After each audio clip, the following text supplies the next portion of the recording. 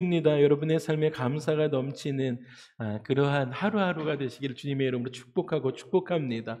여러분 감사하고 감사하면 점점 더 작은 일에 감사할 수 있습니다. 그런데요, 여러분 불평하고 불평하면 점점 더 작은 일에 불평하게 됩니다. 그러다가 점점 더 감사는 감사할 일들을 부르게 되고요. 불평은 불평할 일들을 불러오게 되어집니다. 한 주를 시작하시면서 작은 일에도 감사하셔서 점점 더 감사할 일들이 많아지시는 저와 여러분의 삶이 되기를 주님의 이름으로 축복하고 축복합니다. 아멘, 아멘. 오늘 우리 공동체 가운데 가장 큰 감사를 지난 한 주간 동안 제가 계속 묵상하면서 하나님, 우리 공동체 가운데 어떠한 것이 가장 큰 감사일까요? 기도하고 있는 중에 제 안에 계속 주셨던 마음이 목장에 대한 부분이었습니다. 물론 지난 2년 동안 우리 공동체가 계속 건강하게 성장시켜 주신 것 정말 주의 은혜입니다. 할렐루야. 하나님께서 그렇게 우리 공동체를 사랑하세요. 그리고 오늘 드디어 목장 모임을 시작할 수 있도록 인도해 주신 것 감사입니다. 제가 목장 모임을 시작할 때 목장 모임이 가장 두렵고 떨렸어요.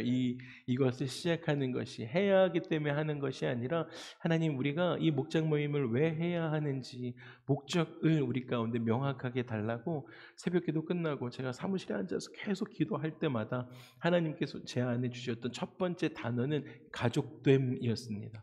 그러니까 목장은 이거로 가족됨이 있어야 된다라는 거예요. 거기가 무슨 자기의 잘남을 컴피티션하는 경연장이 되지 않아야 한다라는 거예요. 그곳 안에서는 가족들끼리의 그 사랑이 있는 거예요. 그래서 무엇을 이야기해도 그 사랑을 받을 수 있는 따뜻한 곳이 목장이어야 된다라는 것입니다. 그런데 여러분 아시죠? 가족은요, 아버지도 있고 할머니도 있고 어린이도 있고 청소년도 있는 것이 가족입니다. 전 제너레이션이 같이 있는 곳이 가족이다라는 것이에요. 그래서 우리는 우리 목장을 시작할 때 전체 세대가 함께 할 것입니다. 여러분 굉장히 중요한 부분입니다. 요즘은요, 그게 불편한 시대가 되었습니다. 그래서 교회도 편의에 따라서 세대를 나누죠. 그게 편리하다고 생각하기 때문입니다. 그런데 사실 어느 정도 대형 교회들이야 그렇게 할 수 있는 부분들이 있다라고 하지만 사실 성경적이지 않죠. 여러분, 세대를 분리하고 구분하고 나누는 것은 성경적이지는 않습니다. 지금 이 시대를 향한 사단의 전략이 무엇인지 아십니까? 맞아요. 세대와 세대를 나누는 것입니다. 세대와 세대를 구분하는 것이에요. 세대와 세대를 단절시키는 것이 사단의 전략 중에 하나입니다. 그래서 여러분 어떻게까지 되냐면 한국에 의해서는요. 어른들은요. 아이들을 향해서 뭐라고 이야기하냐면 잼민이라고 그래요. 여러분 잼민이가 뭔지 아세요? 우리는 몰라요. 잼민이라고. 그 사춘기 아이들에 접어들어 있는 아이들을 잼민이라고 하면서 조롱합니다. 그러니까 어른들은 아이들을 향해서 그렇게 해요. 그럼 아이들은 어른들을 향해서 어떻게 이야기합니까? 네네. 여러분들 머릿속으로 생각하신 그 얘기하죠. 꼰대다라고 이야기하면서 세대와 세대 간을 계속적으로 갈등을 유발하고 나누게 합니다. 이것이 사단이 이끌어가고 있는 방향이에요. 그래서 세대 간의 대화를 할 수 없게 해요. 함께 예배할 수 없도록 한다라는 것입니다. 그런데 성경은 뭐라고 이야기해요? 어린이들은 예언을 한대요. 할렐루야. 어린 아이들에게 주신 은혜예요. 은사예요. 어린이들은 예언을 하고 청년들은 환상을 보고요. 노인들은 꿈을 꾸는 것이 주사랑 공동체의 목장이 되는 줄 믿습니다. 여러분, 그래서 주사랑 목장은 전 세대가 함께하는 목장이 될 것이에요. 여러분, 모임 안에서 나눔을 하게 되어지는데 그 나눔할 때 하나님께서 우리 가운데 준 이 믿음의 선배들 60대 70대를 통해서 나누어 주시는 그 말씀을 통해서 젊은이들은 지혜를 얻게 될 것입니다. 그렇군요. 그렇군요. 라고 하면서 지혜를 얻을 거예요. 여러분 또한 30대 40대들의 삶을 통해서 삶의 나눔과 말씀의 그 묵상을 나눔을 통해서 어른들은 도전을 받게 될 것입니다. 그런 은혜의 모임이 될 것입니다. 이렇게 하기 위해서는 온 세대가 서로 겸손해야 해요. 서로 겸손하게 그들의 삶을 인정하고 사랑해 주어야 합니다. 그래서 주사랑 목장 모임의 목적은 영적인 가족됨입니다. 영적인 가족됨이 있으실 거예요. 그래서 여러분에게 기도해 주는 그러한 사람들이, 기도의 용사들이 여러분들 함께 할 것입니다. 여러분, 모임은 한 달에 두 번째 주일 그리고 마지막 주일 우리 교회 캠퍼스 안에서 할 것입니다. 그래서 전 세대가 함께 할 수 있는 것이지요. 어디 집을 찾아가야 되고 이러면 또 교통편도 어렵고 하니까 세대 간의 분리 단절이 이루어지는데, 우리 교회는 너무 좋아요. 교통편도 좋고 주차장도 넓고 예배가 끝나고 전 세대가 함께 교회 안에서 만나게 될 것입니다. 점심을 드시고 만나시기도 하시고 받고 만나셔서 야외 테이블이나 또 목자님들이 미리 공지해 주신 그 교실에서 식당 등에서 모이셔서 모임을 갖게 되실 것입니다. 여러분, 목장 모임 이야기가 나와서 한 가지만 더 말씀드리면, 저희가 목장 모임은 2년에 한 번 전체 셔플 할 것입니다. 그래서 2년 동안 여러분들 정말 힘써 사랑하십시오. 그리고 나면 여러분 2년 후에는 또 전체 셔플링 할 것입니다. 그때 2년째 가서 이 목장이 좋사오니 하면서 그렇게 하지 마십시오. 우리 공동체는 2년에 한 번 전체 셔플 할 겁니다. 물이 고여지지 않도록 하고 싶어서 그래요. 여러분, 물이 고이면 물은 썩습니다. 여러분, 목장 모임 여기가 좋사오니 하고 한 덤 더 하시잖아요. 그러면 장담할 수 없습니다. 썩게 돼요. 그렇기 때문에 온 공동체가 거룩함을 유지하기 위해서 우리는 그렇게 노력할 것입니다. 어저께 셔플도 있었는데요. 어저께 셔플할 때도 인간의 힘이 전혀 들어가지 않았습니다. 전혀 인간의 힘 보태지 않았습니다. 한 가정 한 가정 기도하면서 하나님 우리 목장 안에 허락하십시오라고 기도하고 한 가정 한 가정 뽑았습니다. 목자들이 뽑은 것 아니에요. 자기 손으로 뽑은 것 같지만 하나님이 구성해 주신 줄 믿습니다. 이번 추수감사 주일이요, 여러분들에게 가장 큰 감사가 목장을 허락하셨습니다 라는 그 감사가, 저와 같이 그러한 감사가 있으시기를. 그래서 여러분, 목장 식구들을 만났을 때 든든함이 있으셨으면 좋겠어요. 나를 위해 기도할 사람들이고 이렇게 생각하시면서 그런 영적인 식구들을 오늘 예배 후에 만나시기를 소망합니다. 아멘. 그래서 그 감사가요, 오늘 우리 말씀 쭉 읽었는데, 여러분, 감사와 찬송과 감사는 이 찬송이라는 단어와 함께 천국의 언어입니다. 그래서 감사는 먼 곳에서 특별한 이유를 찾아야 하는 것 아닙니다. 찬송과 함께, 찬송도 내가 있는 그 자리에서 지금 여러분의 상황과 환경과 형편과 상관없이 우리는 하나님을 찬미하고 찬양해야 하는 것입니다. 그런데 동일하게 이 천국의 언어인 감사도 마찬가지입니다. 여러분의 상황과 형편과 어떠한 것과 상관없이 하나님께 가까운 곳에서부터 가까운 곳에 있는 사람들을 향해서 감사를 표현해야 합니다. 그것이 천국의 삶이 되기 때문입니다. 그래서 여러분, 오늘 가까운 분들, 가족들에게 꼭 감사를 하나씩 표현하세요. 우리 김윤기 권사님 제가 가까이 계시니까 정말 귀한 찬양으로 인도해 주시는 거 정말 감사합니다 라고 표현하는 거예요. 여러분, 오늘 목장 모임 가셔서 저의 목자가 되어주셔서 감사합니다 라고 꼭 이야기해 주세요. 할렐루야. 이러시기에요.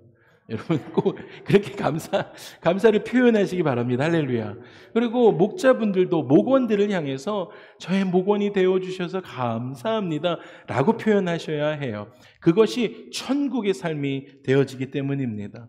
여러분, 이 성경에서 감사 그리고 이 찬송이라는 단어를 가장 많이 사용한 사람이 다윗입니다. 그런데 이 다윗이요, 감사 그리고 찬송이라는 이 단어를 사용할 때 아주 그냥 평범하고 아주 그냥 자기의 삶이 안위를 갖고 평안할 때 이 감사와 찬송이라는 단어를 사용하지 않았습니다. 거의 대부분이 그가 고난의 시절을 지나갈 때 지은 시들입니다. 감사 시도요, 찬양의 시도 자기가 고난을 당할 때, 죽음을 겪을 때 지었던 시였다라는 것입니다. 예를 들면 시편 35편 17절과 18절에는 이렇게 시를 씁니다. 주여, 어느 때까지 관망하시려고 하십니까? 어느 때까지 저를 이렇게 내버려 두시려고 하십니까? 내 영혼을 저 멸망자들에게서 구원하시며 내 유일한 것 사자들에게서 나를 건지소서. 내가 대회 중에 주께 감사하며 갑자기 감사로 바뀌어요. 그리고 많은 백성 중에 주를 찬송합니다 라고 감사와 찬송을 고백합니다. 풀어서 이야기하면 이런 것입니다. 하나님 어느 때까지 저를 내버려 두실 것입니까? 내가 꼭 하고 싶습니다. 많은 사람들 앞에서 하나님께 감사드리며 찬송하게 하옵소서. 그것이 구원받은 내 삶의 목적입니다 라고 고백하고 있다는 거예요. 여러분, 그가 지금 자기의 삶이 어렵고 힘들고 원수들이 자기를 죽이려고 하는 그런 상황이지만 그럼에도 불구하고 하나님 언제까지 저 내버려 두실 거예요? 라고 고백했지만 그 뒤에는 그 상황 가운데서도 하나님을 찬양과 하나님을 향한 감사가 끊임없이 이어지고 있었다라는 것입니다. 오늘 우리가 읽은 이 시편 57편도 다윗이 자기를 죽이려고 하는 사울을 피해서 굴 속에서 숨어서 지었던 시입니다. 지금 비록 자기는 숨어 있지만 언젠가는 이 고난의 시기가 지나가고 나면 나는 저 세상 밖으로 나가서 만민 중에 하나님께 감사하며 소리 높여서 노래하고 내 마음으로 확정하고 결심하고 결심하면서 주님을 찬양하고 감사하겠습니다 라는 시가 오늘 우리가 읽었던 시입니다. 그래서 다윗의 감사는요, 고난 가운데서 나왔던 노래이기 때문에 더 의미가 깊습니다. 여러분, 찬송과 감사는 그래서 하면 할수록 더 깊어집니다. 사고를 끓일수록 더 깊은 맛이 나는 것처럼 여러분, 우리도 감사를 계속 하면 할수록, 찬양을 하면 할수록 더 내용과 깊이가 깊어진다라는 거예요. 그런데 똑같이요, 원망도 그렇습니다. 원망하고 불평한 사람은요, 그것을 가면 갈수록 더 큰 원망과 더 큰 불평들이 그의 인생에 쌓여가는 것을 볼 수 있습니다. 그러나 항상 찬송하고 범사에 감사하는 사람은 모든 일이 한결같이 다 감사한 일들로, 여러분, 왜 힘들지 않은 일들이 있겠어요? 없겠습니까? 다 힘든 일 있죠. 그럼에도 불구하고 매일 감사하며 살아가는 그 사람의 삶을 바라보면 그 사람의 삶의 색깔이 감사라는 색깔로 칠해져 있는 것들을 볼 수 있다는 것입니다. 여러분, 우리가 감사하면 감사할수록 그 감사가 더 깊어지는 줄 믿습니다. 그래서 여러분, 꼭 기억하세요. 오늘 추수감사주의를 맞으면서 우리 가운데 감사가 더 깊어짐으로, 정말 작은 일들의 어려움들은 감사함으로 덮어가면서 기쁨으로 하나님의 집으로 나아가는 우리의 삶이 되기를 주님의 이름으로 축복합니다. 그래서 감사로 살아가는 사람에게 주어지는 이 세 가지 축복, 오늘 말씀을 좀 나누고 싶습니다.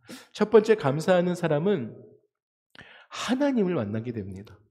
감사하기 시작하니까요, 여러분의 삶에 하나님을 깊이 만나는 거예요. 감사는 하나님의 집에 들어가는 열쇠가 되어집니다. 감사는 하나님을 향해 내 마음이 열려 있습니다 라는 뜻이에요. 여러분, 여러분의 마음이 옹졸해지고 여러분의 마음이 닫혀 있으면 그 옹졸하고 닫힌 마음 속에서 여러분 입술을 벌릴 때 감사가 나오십니까? 그렇지 않아요? 내가 감사하기 시작할 때 우리의 마음이 하늘로 우리의 마음이 활짝 열려 있습니다. 어떤 어려움 당해도 내 마음이 감사함으로 하나님을 향해서 내 마음이 옹졸해지는 것 아니고 내 마음이 열려 있습니다 라는 뜻이 되어진다라는 것이에요. 그래서 여러분, 어떤 상황에서도 하나님의 일하심을 바라보면서 감사할 수 있는 것입니다. 어떤 상황에서도요. 저희 매형과 누님이 일본 선교사로 20년 사역을 하셨어요. 지금도 그렇게 파송이 되어져 있는데, 그렇게 사역을 하시다가 2011년도에 후쿠시마 원자력 사고가 났었습니다. 그래서 그 후쿠시마 원자력 사고가 나서 모든 선교사님들, 외국인들이 다 본국으로 돌아가는 그런 대피하는 상황이 있었습니다. 그런데 그때 매형 선교사가 이제 가족들을 다 내보냈죠. 그런데 이제 자신이 일본 성도님들, 지금 저도 여러분들 두고 어디 갈 수가 없어요. 근데 그러한 마음으로, 일본 성도님들 사랑하는 마음으로 계속 일본에 남아서 사역을 했습니다. 그런데 그 다음 해에 이제 그 그 원자력 그 일들이 터지고 그리고 몇 해가 지나고 나서 뇌종양이 걸려서 투병하다가 천국에 가게 되었습니다. 하나님을 만나게 되었습니다. 정확히는 의사들도 그 원자력 사고에 영향이 있다라고 이야기하지만 정확하게 연관성이 있다라고 할 수는 없겠죠. 그럼에도 불구하고 그 이후에 그 남아있는 그 사역 이후에 뇌종양이 걸려서 순교하게 되었습니다. 그런데 남아있는 가족인 이 누님 선교사의 고백이 저에게 큰 울림이 되었습니다. 이렇게 이야기하는 거예요. 조 선교사의 순교로 인해서 많은 사람들이 예수님께 돌아왔다라는 간증을 들으면서 한 알의 밀알이 땅에 떨어져 썩음으로 영생의 열매를 맺게 하신 하나님께 감사합니다라는 내용이었습니다. 자기 남편 천국 갔어요. 그리고 딸하고 둘밖에 안 남았는데 감사를 고백하고 있다라는 것입니다. 실제로도요. 저도 가서 이제 마지막 그 임종을 지켰는데 일본에 가서 근데 그 조 선교사님의 죽음으로 인해서 실제로 그 류가사키 현에 있는 성도들의 회심들이 일어나기 시작했습니다. 많은 사람들이 회심하고 돌아오는 거예요, 주께. 와, 정말 한 생명이 한 영혼이 돌아와도 천국에서 잔치가 열리는데 정말 많은 분들이 회개하고 회심하고 돌아오는 것들을 볼 수 있었습니다. 여러분 그거에서 그치는 것이 아니라 한 선교사가 순교했는데요. 그 지역에 있는 류가사키 현 그리고 그 도쿄를 중심으로 있는 그 위성 도시에서 사역하고 있던 많은 선교사들이요. 회개 운동이 일어나는 거예요.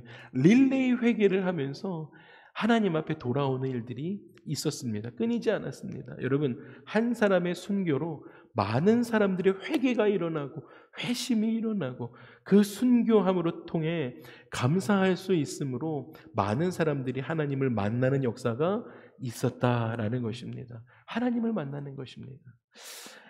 이스라엘 백성들의 삶을 살펴봐도 마찬가지예요. 감사하면 어려움 때도 그 어려움을 감사로 하나님께서 지나가게 하시고 그들이 감사하지 않으면 어려움 당하는 것들을 우리가 성경을 통해서 볼 수 있습니다. 이스라엘 백성들이 하나님께 감사하기 시작할 때는 그 온 민족이 더불어 하나님을 섬겼습니다. 그런데요, 여러분, 그들이 먹고 살만해져요. 배도 부르고 따뜻해집니다, 등이. 그러니까 교만해서 감사를 잃어버렸어요. 여러분, 감사를 잃어버리기 시작하니까 그들의 삶이 어떠한 일들을 합니까? 우상을 섬기기 시작해요. 하나님을 떠나기 시작했다는 거예요. 감사가 없는 삶은 우상을 섬기고 하나님을 떠났습니다. 하나님께 감사할 때는요, 그들을 넘보는 자가 없었어요. 여러분 아시잖아요.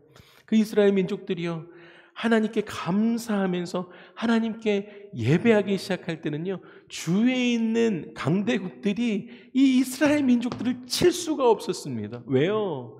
하나님께서 이들의 예배를 받으시면서 이들을 보호하고 계셨기 때문입니다. 그런데요, 여러분, 감사를 잊어버렸을 때 주변 국가들의 지배 아래로 들어가게 됩니다. 여러분, 그래서 시편 50편에 하나님은 감사하는 자에게 구원을 베푸시겠다라고 말씀하세요. 우리가 잘 아는 것처럼 여러분, 감사하는 자들에게 결과가 구원이 임한다라는 거예요. 감사로 제사를 드리는 자가 나를 영화롭게 하나니 그의 행위를 옳게 하는 자에게 내가 하나님의 구원을 보이리라. 할렐루야. 여러분, 감사가 구원까지 연결됩니다. 여러분, 인생의 가장 올바른 행위가 성경에서는 뭐라고 말씀하세요? 감사하는 것이래요.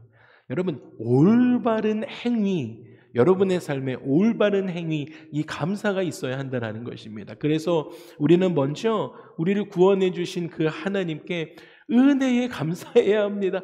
저를 구원해 주시다니요. 매일매일 그 감사가 여러분의 삶에 감격적으로 있어야 해요. 여러분, 그 인자하신 하나님께 우리는 또한 감사해야 하는 것이죠. 여러분, 날마다 우리의 삶에 식탁에 베풀어 주시는 그 일용한 양식에 우리는 감사 기도해야 합니다. 여러분, 또한 여러분의 삶의 가정 가운데 자녀들을 향해서 우리의 기도에 응답해 주시는, 여러분, 이 기도에 응답해 주시는 것뿐만 아니라 우리가 구하는 것보다 항상 더 좋은 것을 주시는 그 하나님께 우리가 감사해야 될 줄로 믿습니다. 시험 당할 때면 어떠십니까? 시험 당할 때는 그 즈음에 피할 길을 주시는, 넉넉하게 또한 이기게 하시는 그 좋으신 하나님께 우리가 감사드리며 하루하루를 살아가야 될 줄로 믿습니다. 여러분, 아무리 험하고 견디기 힘든 상황에 놓여 있다라고 할지라도요, 여러분 꼭 기억하세요. 다윗처럼 죽음 앞에, 지금 나를 죽이려 쫓아오는 그 상황에서, 언제 죽을지 모르는 상황에서 여러분 감사를 외쳐보시기를 주님의 이름으로 부탁드립니다. 여러분 감사를 외치시면요, 그러면 하나님의 보좌 앞으로 나가는 그 문이 열리게 될 것입니다. 그래서 감사하는 성도들은 하나님을 만나게 됩니다. 죽음 앞에서도, 죽음을 겪은 상황에서도 감사를 외치시는 그러한 우리 주사랑 성도님들의 삶이 되기를 주님으로 축복합니다. 두 번째는요, 감사하는 사람은 부요한 마음을 갖게 됩니다. 부자의 마음을 갖게 됩니다. 여러분, 아무리 많은 연봉과 샐러리를 받는다라고 해도요, 그 많은 연봉 받고 매일매일 그렇게 살아감에도 불구하고 감사하지 못하고 더 많은 것들을 얻으려고 몸부림치며 살아가는 사람들은요, 사실 가진 것이 하나도 없는 가난한 사람들입니다. 그들 가난한 사람들이에요. 감사가 없으면 그 인생 불쌍한 것입니다. 예수 믿지 않고 부자의 삶을 살아가는 그 인생보다요, 여러분 예수님 믿고 우리가 영생 얻고 할렐루야, 그 은혜에 감사하면서 세상에 핍박이 있다라고 할지라도 그 핍박 가운데 살아가는 예수 믿는 사람이 더 축복받은 인생이다라는 것입니다. 물론 여러분, 예수님을 믿고 그럼에도 불구하고 우리가 물질의 풍요를 누리며 살아갈 수 있습니다. 부자 청년의 삶을 살아갈 수 있습니다. 그런데 그 풍요로움을 감사하지 않는다라고 한다면, 하나님께서 여러분의 삶에 주신 그 풍요로움에 감사하지 않으면 그 여러분에게 허락된 그 풍요로운 재정이 여러분의 삶에 독이 된다라는 것입니다. 여러분, 하나님께서 허락하신 풍요로움이 있으십니까? 그건 너머에 그걸 허락하신 하나님께 감사하는 사람이 지혜로운 사람입니다. 내가 땀 흘려 이룬 이 열매들이지 라고 하면서 나의 땀을 묵상하는 인생이 아니라 이 열매들을 바라보면서 이 열매 맺게 하신 하나님께 감사하는 삶이 되어져야 한다는 것이에요. 여러분, 그래서 제가 사업체를 축복할 때마다 그렇게 기도하는 것이죠. 그 사업체를 통해서 하나님 영광 받으시는 하나님의 사업체 되게 해달라고. 여러분, 그러면 자연스럽게 하나님이 축복한 그 사업체를 통해서 우리도 풍요로울 겁니다. 그러면 이 풍요로움이 어디서 왔는지 우린 너무 잘 알죠. 왜요? 우리가 어떻게 기도해 왔어요? 하나님, 나에게 허락하신 이 기업을 통해서 하나님 영광 받으십시오. 나의 풍요로움은 괜찮습니다. 하나님 영광 받으시는 그러한 일이 있기를 소망합니다 라고 기도했는데, 하나님이 그 사업체를 축복함으로 말미암아 나에게도 풍요로움이 있어요. 그러면 그 풍요로움이 하나님이 주셨습니다 라고 고백할 수 있는 사람이 된다는 것입니다. 여러분, 자족하다라는 것은요, 내가 자족하는 삶을 삽니다 라는 것은 스스로 만족하는 삶을 사는 거예요. 실제로 물질이 많고 적음이 아니라 마음이 넉넉해서 이웃들에게 나누어 줄 수 있는 삶, 내가 이웃들에게 이렇게 나눌 수 있지라고 느끼며 살아가는 사람의 삶이 자족하는 사람의 삶입니다. 만족하는 거예요. 감사하는 사람이야말로 부자 의식을 지닌 참된 부자로서의 삶을 살아갈 수 있습니다. 여러분, 그런데요, 왜 감사하면 부요의식이 생길까라는 거예요. 감사했는데 내가 왜 부요함이 느껴지지라는 것입니다. 그것은 우리가 하나님의 은혜 가운데로 들어가기 때문입니다. 내가 감사했더니요, 여러분 입술에서 감사의 고백을 했더니 하늘문이 열려요. 와, 천국의 열쇠인 이 감사로 하늘문이 열리고 우리가 하나님 앞으로 나아가는 거예요. 하나님을 만나요. 하나님의 은혜를 경험하게 되어집니다. 그러니까요, 그곳에서 무엇을 볼 수 있냐면 지금까지 베풀어 주신 하나님의 은혜를 보게 돼요. 와, 하나님 이러한 일들을 제 삶에 이루어 주셨군요. 감사합니다. 그렇게 감사하기 시작해요. 그러다 보니까 아직도 태산처럼 쌓여있는 하나님의 은혜가 보여지는 거예요. 감사를 시작했는데 그 하나님과 교제 속에서 아직 내가 경험하지 못한 하나님의 넘치는 은혜가 여러분의 시야에 들어오기 시작하는 것입니다. 그러니까 여러분 또 내가 부요한 거예요, 마음이. 감사하는 사람은 하나님의 은혜 가운데에서 더욱 부요한 사람이 되어지는 것입니다. 풍성한 것입니다. 감사함으로 하나님의 은혜 가운데 살아가시면서 부요한 인생을 살아가시는 저와 여러분의 삶이 되기를 주님의 이름으로 축복하고 축복합니다. 여러분, 마지막 세 번째는요, 감사하는 사람은 내가 감사함으로 천국에 들어가는 열쇠를 열고 하나님을 만나고 은혜 가운데 하나님이 나에게 베풀어 주시는 은혜들을 보게 되어지고 내 마음이 부요하군요 라는 삶에서 머무는 것이 아니라, 여러분, 감사하는 사람은 마지막 세 번째가 사탄을 부끄럽게 하며 살아가는 삶에 되어집니다. 사탄을 부끄럽게 하는 인생이 되어집니다. 여러분, 사탄은 언제나 여러분 가운데 원망과 불평을 심어줍니다. 사탄은 언제나 부정적인 말부터 하게 해요. 입술을 벌리면 늘 부정적인 말부터 하게 하는 거예요. 사탄이 늘 그렇게 노력합니다. 여러분의 삶에도 그렇게 계속 템테이션 합니다. 아, 그거 왜 그랬는데? 라고 이야기를 합니다. 아, 그거 별론데? 라고 이야기합니다. 칭찬해주면 될 일을 그렇게 하는 거 아니야! 라고 이야기해요. 그거 이상한데? 이렇게 이야기합니다. 이렇게 입을 떼게 만듭니다. 여러분, 사탄은 광야에서 이스라엘 백성들에게 어떻게 했습니까? 그 귀에 불평과 원망을 계속 심어주었습니다. 하나님께서 베풀어 주신 기적을 바라보며 감사하는 인생을 살아가지 못하게 그들의 귀에 계속 가서 불평과 원망을 심어주었습니다. 여러분, 우리가 시험에 든다라는 것은 사탄이 매설해 놓은 원망과 불평의 덫에 걸렸기 때문입니다. 그 안에 그 부비트랩에 완전히 걸려들어서 계속 우리 입에서 나오는 건 불평하고 불만하는 것밖에 없는 것입니다. 여러분, 사탄은요, 그냥 이스라엘 백성들에게만 그랬던 것이 아니고요, 예수님에게도 불평과 불만을 심어주려고 부단히 애썼어요. 배고픔에 불평을 주려고 하죠. 너 배고파. 너 이거 먹어야 돼. 사람들이 알아주지 않는다라는 불평을 줍니다. 십자가의 고난길에 대한 불평을 심어줍니다. 너 이거 굳이 안 해도 된다고. 그런데 예수님은요, 오직 하나님 아버지에 대한 절대적인 믿음을 가지고 사단의 시험을 이겨내셨습니다. 그리고 그가 세상에 오신 목적과 사명에 감사하시면서 그 시험을 이기셨습니다. 사랑하는 주사랑 2부 예배 가족 여러분, 꼭 기억하십시오. 여러분의 삶에 마음이 불편해지고 자꾸 사람에 대한 원망이 들어와서 내가 시험에 들었다라고 생각이 들거든, 여러분 꼭 하셔야 될 건 무엇이냐면 무조건 감사하는 것입니다. 할렐루야. 여러분 꼭 하셔야 돼요.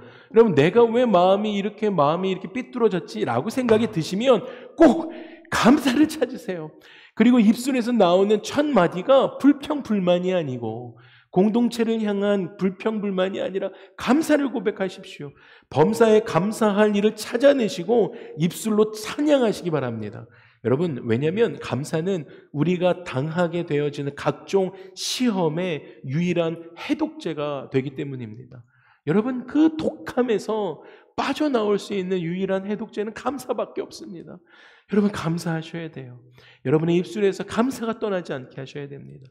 여러분, 감사하면 그래서 원망과 불평이 사라집니다. 감사하면 한 길로 왔던 사탄이 부끄러워서 7길로 도망가게 될 줄로 믿습니다. 여러분, 감사하면 마음의 평안이 찾아와요. 꼭 임상실험 하십시오. 여러분, 마음이 불편한 상황이 와서 입에서 불편한 이야기가 나가려고 할 때 꼭 임상실험 하세요. 감사를 먼저 고백하십시오. 그러면 여러분의 마음에 평안이 찾아올 것입니다. 감사하면 여러분, 어지간한 일들은 별일 아닌 것으로 느껴지고 평범하게 느껴지게 될 것입니다. 지난 한 해 동안 감사하세요. 그러면 지난 한 해가 축복의 한 해가 됩니다. 말씀을 마무리하겠습니다. 여러분, 감사는요, 꼭 기억하세요. 감사는 선택하는 것 아니에요. 여러분, 감사는 선택이 아닙니다. 감사를 선택의 대상으로 생각하는 사람들, 내가 give and take 있기 때문에 감사하지라고 내가 감사하는 것을 선택으로 생각하며 살아가는 사람들은요, 이렇게 이야기할 거예요. 목사님, 어떻게 이 일이 이 지경이 됐는데 감사하라고 이야기할 수 있습니까? 라고 이야기할 것입니다. 어떻게 이런 상황에서 감사하라고 이야기할 수 있겠어요? 라고 감사를 선택하는 사람들은 감사하지 못하는 상황에서는 그렇게 이야기할 것입니다. 불가능할 것입니다. 그런데 여러분, 감사는 하나님의 명령입니다. 여러분, 감사는요, 하나님께서 우리 가운데 명령하셨어요. 그렇기 때문에 우리는 순종해야 합니다. 감사는 우리가 하나님께 드릴 수 있는 최고의 예배가 되는 줄 믿습니다. 여러분, 감사하는 거예요. 모든 것을 주님께 감사하는 거예요. 이것이 최고의 경배, 최고의 예배입니다. 하나님께 감사하는 사람은 그래서 하나님과 감사가 형통되어지니까요, 사람하고의 감사가 얼마든지 가능한 거예요. 사람에게 감사할 수 있어요. 너무너무 귀한 사람들이 되어지는 것입니다. 여러분, 하나님께 또한 감사하는 사람은요, 자연을 바라보면서도 감사하는 사람이 되어진다라는 것입니다.